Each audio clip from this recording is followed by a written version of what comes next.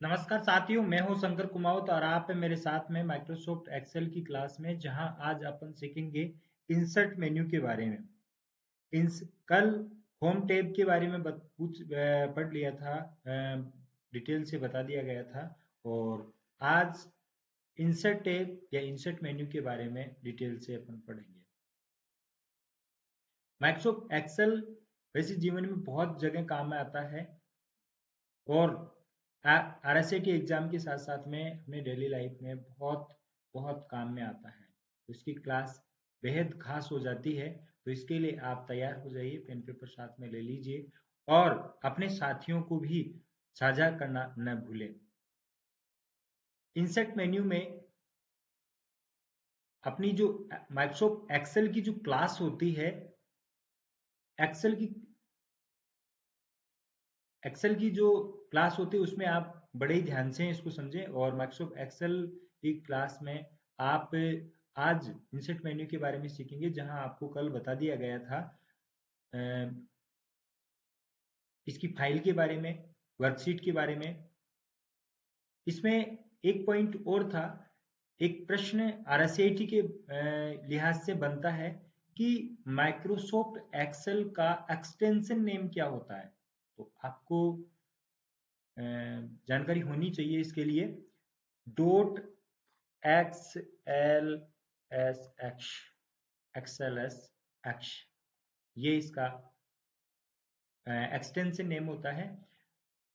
2007 से पहले के जो वर्जन थे, ये 2007 और 7 के बाद के वर्जन है, उसका एक्सटेंशन नेम है।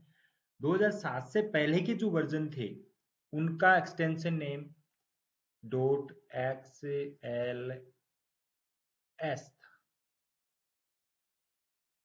X L x.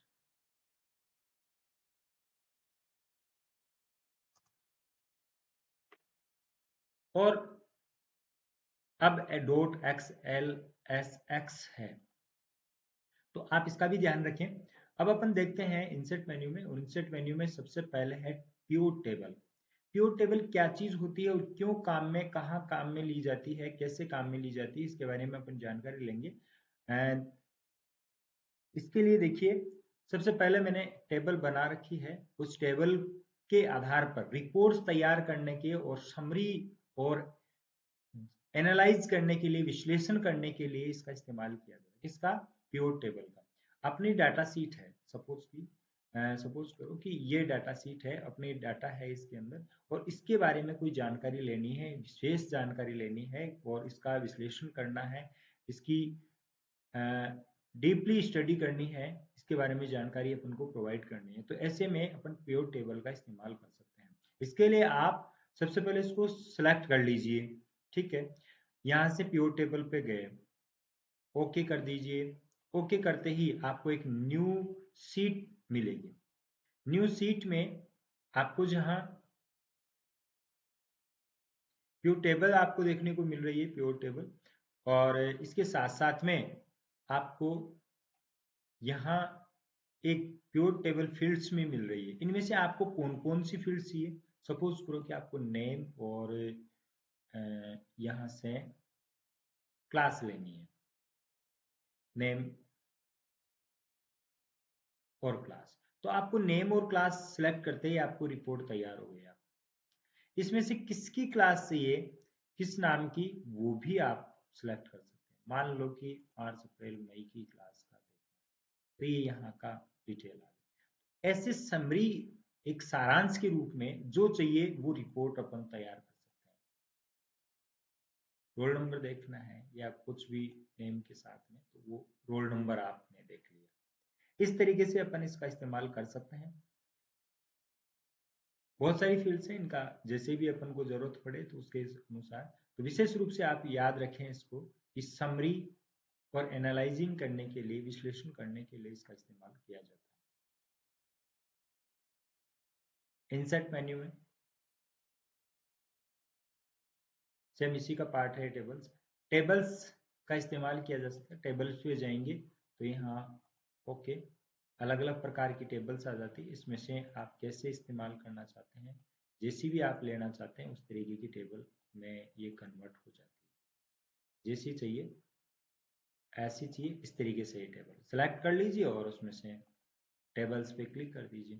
पिक्चर्स आप अपनी सीट के अंदर पिक्चर्स इंसर्ट कर सकते हैं, ऑनलाइन कोई पिक्चर हो तो वो ले सकते हैं, शेप्स डाउनलोड करने हैं या शेप्स इंसर्ट करने हैं तो वो भी कर सकते हैं। स्मार्ट आर्ट है, स्क्रीनशॉट्स है, ये सब सारे इसमें लिया जा सकता है।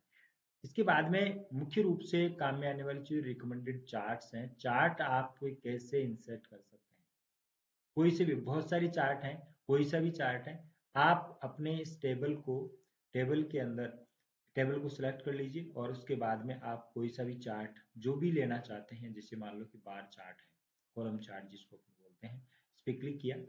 जैसे ही क्लिक करेंगे उनमें से सिलेक्ट कर लीजिए। जैसे ही सिलेक्ट करेंगे उसके अकॉर्डिंग आपके सामने ये चार्ट बन के आ जाएगा,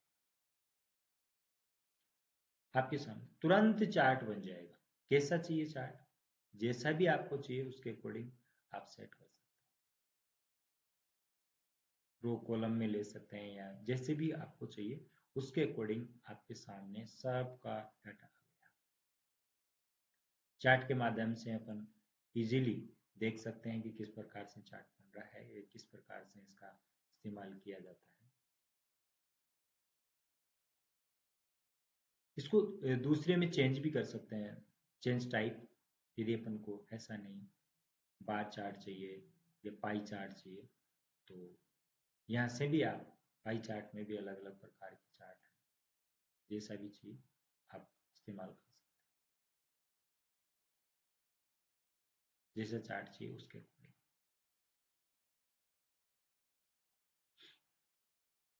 इस तरीके से ये चार्ट जैसे डाटा होगा उसी के अकॉर्डिंग इसमें इंसर्ट हो जाएगा। तो आप मूव कर सकते हैं चार्ट को जहां भी ले जाना चाहते हैं चार्ट। इस तरीके से अपन चार्ट का इस्तेमाल किया कर सकते हैं। अब अपन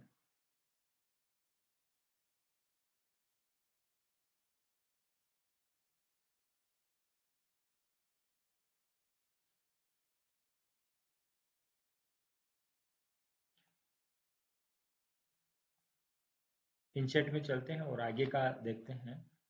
चार्ट के साथ साथ में और भी बहुत सारी ऐसी चीजें होती है जिनका इस्तेमाल करके अपन यूज कर सकते हैं।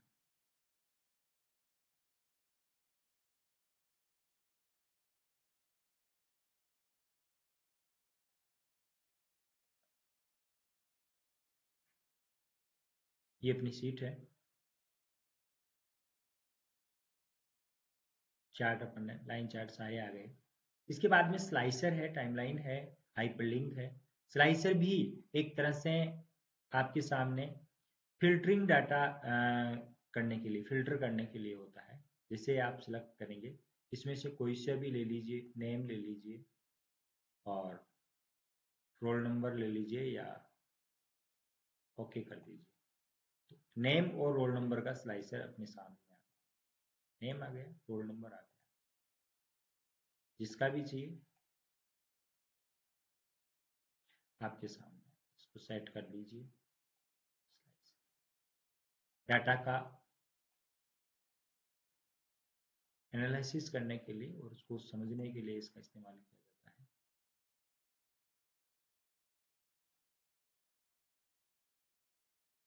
इसके बाद में टाइमलाइन है, डाटा, इसको भी, इसका भी इस्तेमाल जो है अपन इसी में कर सकते हैं। स्लाइसर किस तरह ही होता है।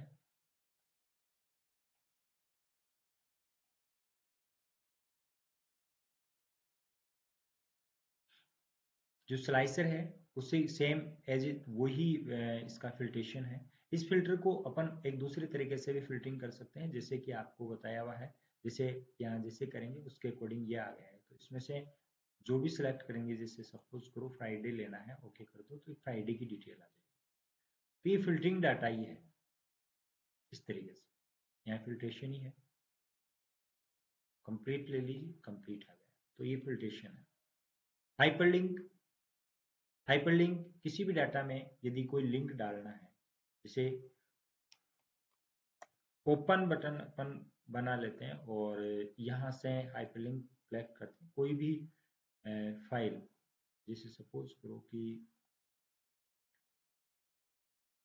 मैं एक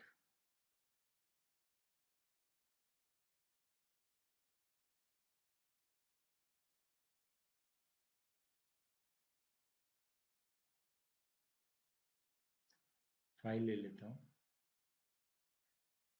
RSAT असेसमेंट PPT ले लेता हूँ। यहाँ से जैसे ही मैं क्लिक करूँगा तो यहाँ से इसमें जोड़ दी वो फाइल और वो फाइल आपकी वहाँ ओपन हो जाएगी।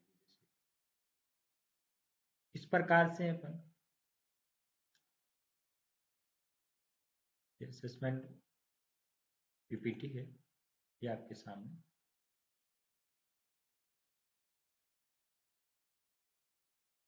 तो इसका आप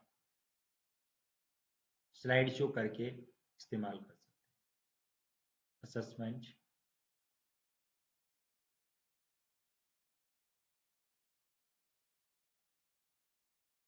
कंप्यूटर शब्द की उत्पत्ति हुई है लैटिन शब्द से।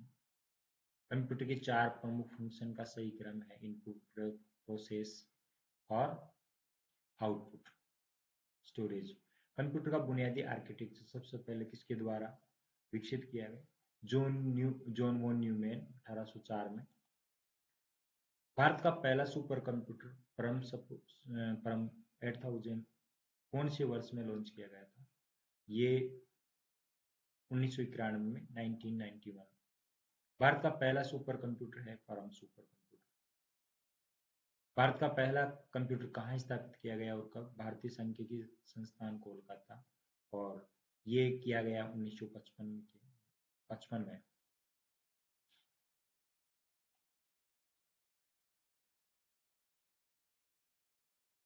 निम्नलिखित में से कौन सा कंप्यूटर हार्डवेयर को चलाता और अन्य सॉफ्टवेयर चलाने के लिए एक मंच के रूप में कार्य करता है? Operating system.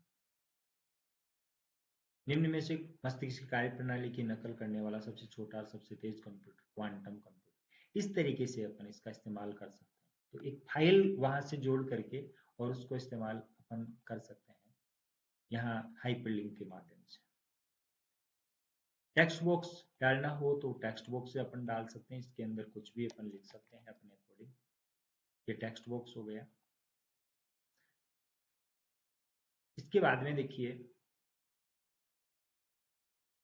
यहाँ हेडर फुटर डाल सकते हैं, वर्ड आर्ट हेडर फुटर डाल सकते हैं। हेडर फुटर कैसे इंसर्ट कर सकते हैं अपन? जैसे क्लिक करेंगे तो यहाँ हेडिंग आ जाएगी, हेडर और फुटर है अपनी फाइल में। हेडर फुटर पे जाओ और यहाँ से आप जैसे सपोज करो यहाँ मैंने डाल दिया D और यहाँ A, यहाँ